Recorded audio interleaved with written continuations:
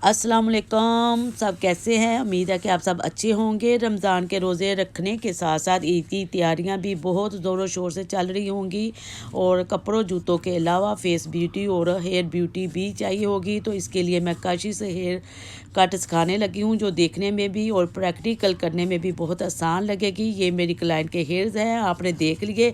इसके लिए final look देखने के लिए एंड तक ज़रूर देखिएगा, बगैर वीडियो को स्किप करते हुए, तब ही आप मुकम्मल काशीज़ हेयर कट सीख पाएंगी। पहले आपने पूरे बालों को वेट कर लेना है, जैसा कि मैंने आपके सामने बालों को वेट किया है। और दो सेक्शन में बालों को करने के बाद वी शेप मैंने दी है बालों को, और इस तरह वी शेप देते हुए कि इसके लिए हमने स्टार्टिंग जो है लेयर्स वो कहाँ से स्टार्ट करनी है।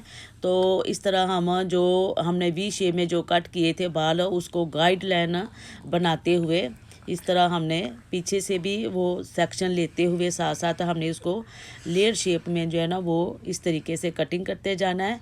और ये देखिए इस तरीके से कटिंग जो हम करते जाएंगे गाइडलाइन लेते हुए, ये बहुत इजी से आप सब भी कर पाएंगे, जो भी करना चाहे।